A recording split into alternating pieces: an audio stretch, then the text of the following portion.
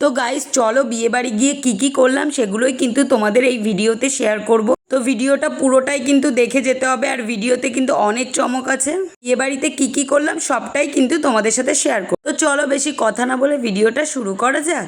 তো দেখো এখানে কিন্তু বাইরে প্রচুর বৃষ্টি হচ্ছে, তোমরা কিন্তু সবাই যেন গতকাল এত বৃষ্টি হয়েছে ভাবতেই পারছিলাম না যে বিয়ে বাড়িতে কি করে যাব।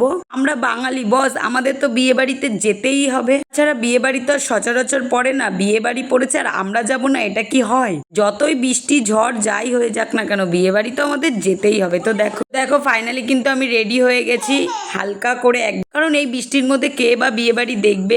কিন্তু যাই বলো, আমি কিন্তু ভাবছিলাম যে এই বৃষ্টির মধ্যে আমরা বেরোবো কি করে, কিন্তু গাইস রেডি হয়ে বসে আছি, বৃষ্টি কিন্তু পড়েই যাচ্ছে। তো আর আমার বেডরুমের পেছনে দেখছো তো জামা কাপড় নাড়া, কিন্তু কি করব, কিছু করার নেই, যেহেতু মাম্মাম ছোট তার জামা কাপড় কিছুতেই শোকাচ্ছে না, তো এই জন্য আর কি।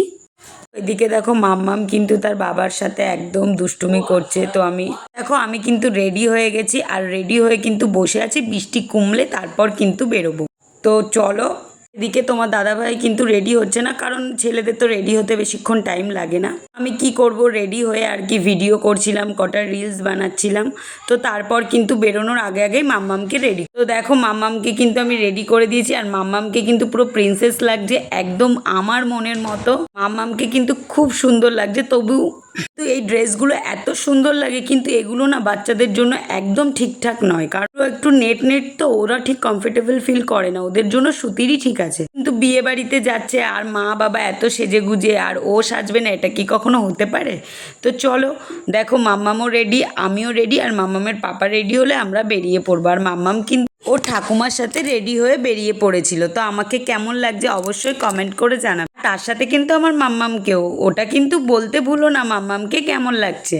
দেখো আমরা কিন্তু বিয়ে বাড়িতে চলে এসেছি, আর এই যে বিয়ে বাড়ির সামনে ঠিক আমাকে, গাইজ বিয়ে বাড়িটা কিন্তু একদম আমাদের বাড়ির সামনে, ওই যে আমি বললাম আমার শ্বশুর বাড়ির সামনেই কিন্তু সব কিছু। আমরা একটু বিয়ে বাড়িতে আগেই চলে এসেছিলাম, যেহেতু বৃষ্টি হচ্ছিল এই জন্য অনেকে এখনো এসে পৌঁছায়নি। তো আমি এসে দেখি বিয়ে বাড়িতে আর কি ফটোশ্যুট করছিল সবাই। তো কি করব, দেখো এখানে কিন্তু পুরোটাই কিন্তু সব ঘুরে ঘুরে দেখালাম। তো চলো এবার কিন্তু কফি খাওয়া যাক। স্ন্যাক্সে ছিল কফি পকোড়া আর কিন্তু লস্যি ছিল। তো আমি লস্যি খাইনি, আমি কফি আর পকোড়া খেয়েছিলাম, আর তোমার দাদাভাইও ছিল। তো তারপর দেখো একা একা বসেছিলাম ভিডিও, আর এখানে দেখো।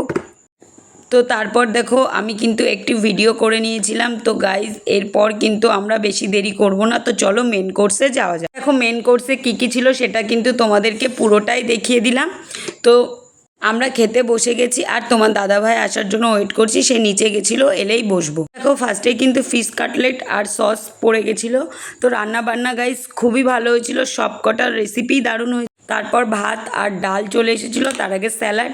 তো বাঙালির কিন্তু এই ভাত ডালটাই প্রিয়, যতই যাই থাকুক। বিয়েবাড়ির ভিডিওটা কেমন লাগলো অবশ্যই কিন্তু কমেন্টে ভুলো না। চলো টাটা।